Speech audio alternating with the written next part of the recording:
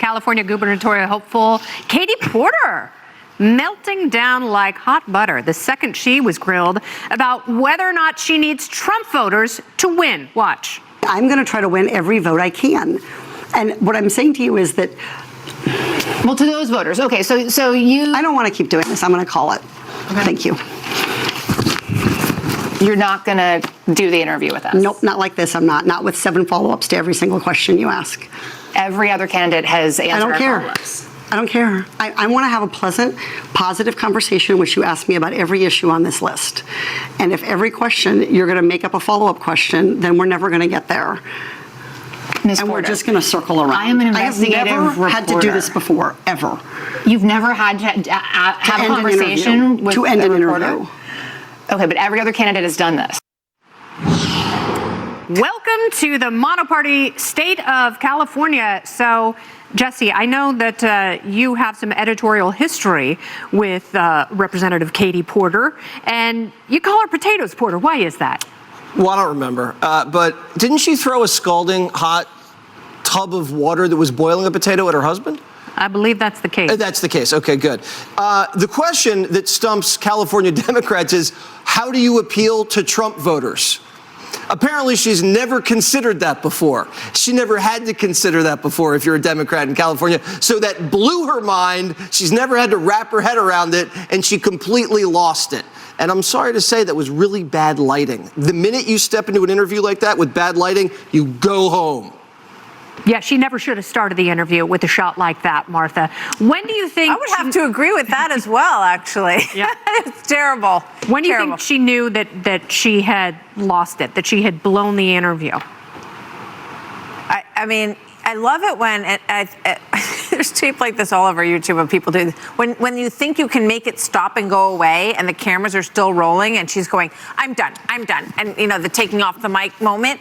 And when she said to her, you know, I'm not doing this with all these follow-ups. We don't do that. What is this journalism? We don't do, what is this? We don't, I'm 7 follow-ups and every time, and I'm thinking, well, this reporter was listening to what she was saying. She didn't just move on to question 2, 3, 4, 5, and 6 because she didn't get an answer to question 1. So, yeah, I think this is, you know, this election is a year away. Yes. And a year from November. And Katie Porter's going to have a tough time recovering.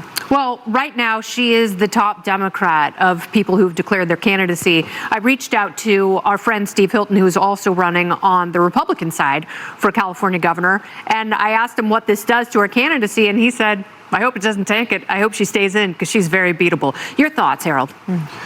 Well, I think the interview is an example of what's wrong with politics, and we can zero down on what's wrong with Katie Porter and perhaps some Democrats. But if you can't go before an interviewer and answer questions about what you're going to do, and I think, Jesse, you framed it well, I think the fundamental question for Democrats nationally is how do we appeal to Trump voters? How do we appeal to particularly independents and even some Democrats who voted she said, I don't need them.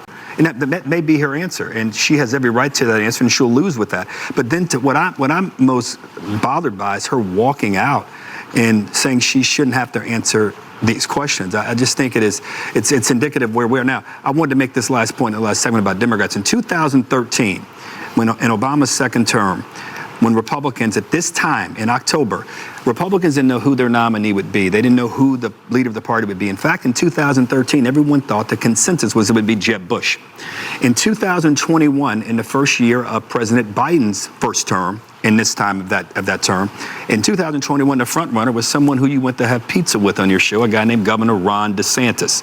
There's a lot of time on the clock. Democrats have to get their act together, and I got to tell you, they should not follow Ms. Porter's lead from this interview. What's wrong with Katie Porter, Greg?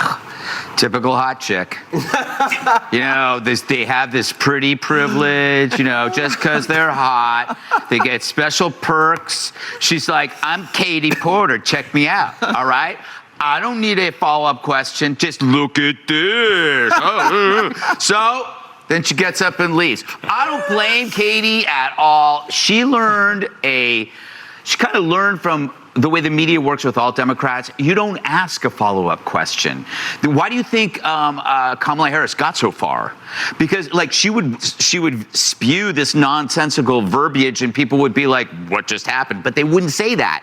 Like, except for Bret Baier, that one time he's That's like, right. "What are you trying to say?" Yeah. No, And then Lester she got Holt. Yeah, Lester. Yeah. Oh, yeah. I've Sonny never been to Europe. Sonny Hostin sank the campaign with You a think simple so? question. With a simple What question. would you would you do have done differently? differently? And she's like, nothing. She's like, not one thing.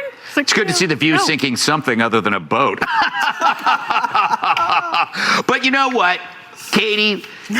I feel like this is a trend among liberal women that they all act like office managers at a medical office.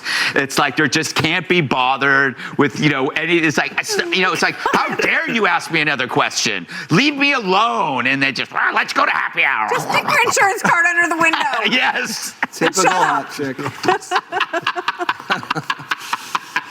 Governor Katie Porter. We're screwed. Up next, people are hooked on watching a live stream of strangers getting tipsy. That's next.